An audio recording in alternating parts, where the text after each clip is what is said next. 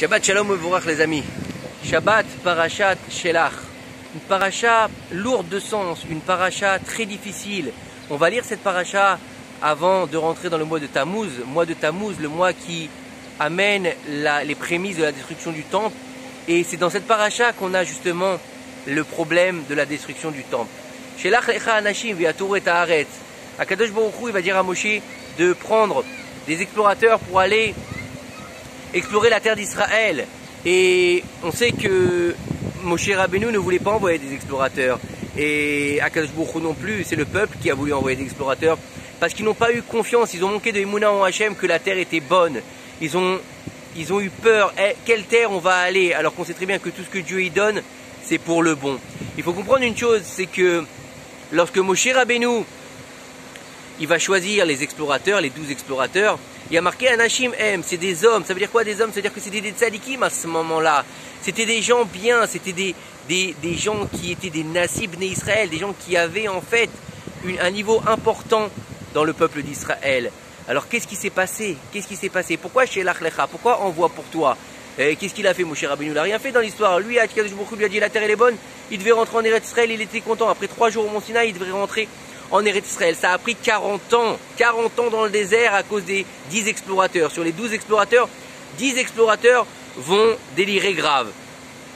Il faut comprendre que, pourquoi Shelach lecha? Parce qu'en fait, Moshe Rabbeinu, étant donné qu'il ne devait pas rentrer en Eretz Israël, par le fait que les explorateurs ont parlé d'Eretz Israël, il y a eu 40 ans en plus dans le désert, donc on a rajouté à Moshe Rabbeinu 40 ans de vie, et donc c'est pour toi, il a tiré un bénéfice de cette histoire quand même, Moshe Rabbeinu.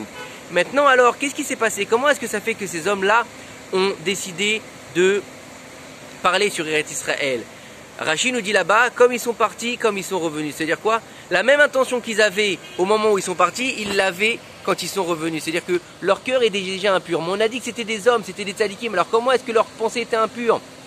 Eh bien à partir du moment où Moshe les a choisis pour devenir les représentants du peuple, pour ceux qui allaient visiter la terre, ils se sont investis en fait, sentis investis d'une grandeur. Ils ont eu de la gava. Et leur gava, elle les a perdus. C'est-à-dire que ils ont dit, si Moshe Rabbeinu il nous envoie voir s'il y a un homme, voir si la terre elle est bonne, si elle est grasse ou elle est maigre, s'il y a un arbre, etc. C'est-à-dire que nous, on doit décider de qu'est-ce qu'est la terre. C'est notre propre jugement qu'on va définir. C'est nous qui allons dire si c'est bien, si c'est mal. C'est notre cœur qui doit parler. Et est-ce qu'ils ont dit des mensonges? À la base, non, ils n'ont dit aucun mensonge.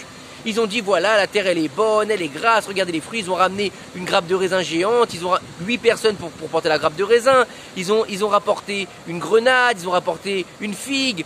Nous disent nos sages que pendant les 40 ans dans le désert, les libations avec le vin qu'ils ont fait les Bnei Israël pour le Mishkan, c'était avec cette grappe de raisin. Donc imaginez la grappe de raisin énorme qu'elle était. Donc pourquoi est-ce qu'ils ont été punis s'ils ont dit que la vérité? Parce qu'ils ont dit un mot qu'il ne fallait pas dire. Ils ont dit Éphès. Ça veut dire quoi? Oui, elle est belle la terre, oui, elle est bien, tout ce que vous voulez. Mais Éphès, on ne pourra jamais la conquérir. Et là, ils ont commencé. Et là-bas, on a vu les géants. Et là-bas, il y a Amalek qui est à droite et Amalek qui est à gauche. Pourquoi est-ce qu'ils ont peur d'Amalek? Parce qu'Amalek, c'est celui qui est venu les attaquer après leur sortie d'Égypte, après la traversée de la mer. Et Amalek, il avait laissé une empreinte dans le Ham Israël. Parce que ça a été un combat très très dur entre les Amalekites et Israël, malheureusement. Et donc le souvenir d'Amalek était encore brûlant dans le cœur des Bnei Israël. Donc ils ont eu peur, ils ont dit non, on ne veut pas y aller. Et ils ont commencé à déblatérer, ils sont allés dans les tribus. Ils leur ont dit jamais on pourra rentrer en Israël. Dieu nous a fait sortir d'Égypte pour nous laisser mourir dans le désert. Et le peuple entier, il a pleuré. Ce jour-là, Akadosh Baruch Hu, il a dit aujourd'hui vous avez pleuré pour rien, vous pleurez pendant des milliers d'années, tous les ans, à la même date, pour des pertes énormes. Et c'est ce jour-là que les explorateurs sont revenus. C'était le 9 Av. Et il a dit, vous avez pleuré pour rien ce soir-là? Et vous pleurez pendant toutes les générations. Tisha B'Av, la destruction du premier temple, la destruction du deuxième temple, c'est à cause des explorateurs. Les 40 ans dans le désert où toutes les générations sont mortes, tous les jours ils devaient aller, ils devaient s'enfermer et ils devaient ensuite s'enfermer dans une tombe, d'accord? Et ils devaient attendre le lendemain. Tous les Tisha B'Av, ils devaient rentrer dans la tombe et ils devaient attendre le lendemain. Une partie mourait, une partie se réveillait. C'était terrible ce qui s'est passé, terrible ce qu'ils ont fait ces explorateurs. Et comment eux-mêmes ils sont morts, comment eux-mêmes, ces 10 explorateurs, sauf Caleb Ben Yefouné et Yoshua Bin Nun qui ne sont pas morts et qui sont rentrés en Eretz Israël, comment est-ce qu'ils sont morts les 10 autres? leur langue, elle s'est étirée jusqu'à leur nombril, et de leur nombril, ils sortaient des vers qui leur mangeaient la langue. Et c'est comme ça ils sont morts. Alors pourquoi? Donc Rami nous demande, mais pourquoi lorsque leur langue n'est pas tombée jusqu'à leurs pieds? Ça aurait été encore pire. Non, parce qu'en fait, Israël est le nombril du monde. Akadosh Baruch Hu nous dit, du début de l'année jusqu'à la fin de l'année, où se trouve son regard? Sur Eret Israël. C'est pour ça que la punition a été très dure, parce que c'est la maison d'Akadosh Baruch Hu. Ça veut dire que c'est comme si quelqu'un il rentrait dans la maison du roi et il se mettait à faire pipi partout, par exemple. Dans le palais, qu'est-ce qui va se passer? Le roi il va lui couper la tête directement. Maintenant, si quelqu'un il fait pipi dehors, c'est pas très grave. Bon, ils vont lui dire c'est pas très propre, attention, ça se fait pas. On va lui donner un avertissement. Mais dans la maison du roi, c'est exactement pareil. C'est pour ça que les habitants de Sodome, ils ont été si durement punis, parce qu'ils ont péché à un niveau très très grave. Où ça? En Eret Israël, puisque Sodome était en Eret Israël. C'est pour ça qu'il y a une telle punition. Le pays d'Eret Israël ne supporte pas par sa sainteté la débauche, la violence, le meurtre, toutes ces choses horribles. Et c'est pour ça que les gens qui parlent d'Eret Israël, comme les explorateurs qui disent « Oh, tu vois pas ce pays, oh franchement l'Israélien, oh franchement l'économie, oh franchement ce gouvernement, oh il y en a marre, et c'est des cons, et c'était mieux en France, excusez-moi du mot, hein, mais c'est comme ça qu'on parle aujourd'hui. » Qu'est-ce qui se passe en général? La terre, elle les vomit. Comme elle n'a pas accepté les explorateurs, comme elle n'a pas accepté cette génération qui a pleuré pour rien, la terre les vomit. Qu'est-ce que ça veut dire la terre elle les vomit? Eh bien on voit souvent des gens, ils rentrent en France quand ils font leur alia parce qu'ils ont grogné. Après ils rentrent en France parce qu'ils n'ont pas voulu s'intégrer. Ou bien genre ils partent aux États-Unis essayer, ou ils vont au Canada. Mais c'est pas parce qu'ils pensent que c'est eux qui ont décidé, c'est parce que la terre elle les vomit, elle les rejette et elle ne veut pas du tout avoir ce genre de personnes en son sein. La terre d'Israël, elle est sainte. Et Dieu, c'est la prunelle des yeux d'Akadosh Baruch Hu, Eret Israël. C'est pour ça qu'il l'a choisi, pour être la terre sainte, la terre choisie pour recevoir le peuple. Et c'est un des réchites de la création du monde, donc Bereshit bara Elohim, lorsque Dieu a dit ça. Un des réchites, c'est Israël, et l'autre Bereshit, c'est qui? C'est Israël en tant que terre. Un, c'est le réchit d'Israël, donc la tête de la création du monde. C'est le Bereshit, c'est quoi? Le peuple d'Israël. Et l'autre, c'est la terre d'Israël. Parce qu'il n'y a pas de terre d'Israël sans Am Israël. Il n'y a pas de Am Israël sans terre d'Israël. On marche ensemble, c'est comme ça. C'est une complicité entre la terre et les êtres. On est complètement extrait de cette terre, puisque Adam Arishon, d'où est-ce qu'il a été créé?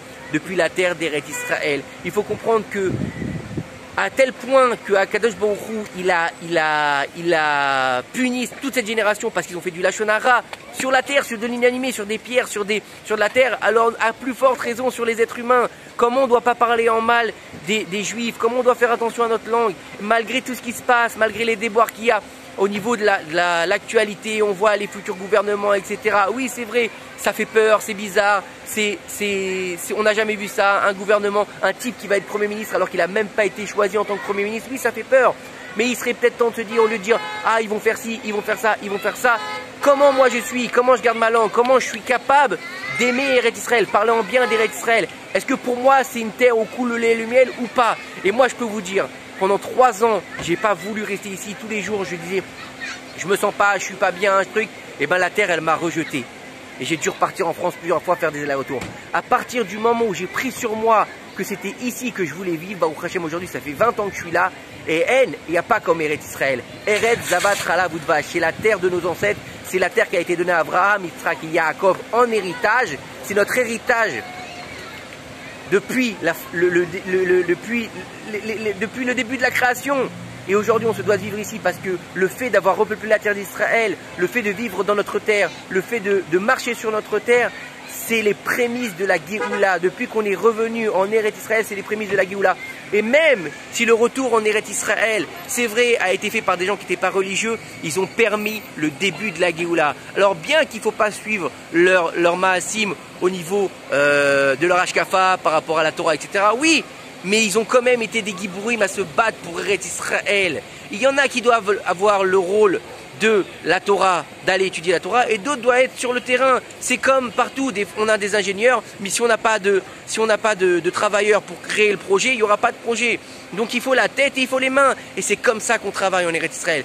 Quel que soit le niveau de religion, eh ben, il y en a un qui va être la tête et un qui va être les bras, Be'ezrat Hashem. Que ces quelques paroles, elles soient pour le mérite de toutes les personnes qui vont écouter ces quelques paroles de Torah parce que vous le valez bien, vous le méritez. Vous qui êtes en Israël, que Dieu vous bénisse. Vous qui êtes en Chutz La'aretz, que Dieu aussi vous bénisse et qui vous donne la possibilité très bientôt de venir faire votre aliyah pour vivre sur Eretz HaKodesh Be'ezrat Hashem. Shabbat Shalom ou Mevorach.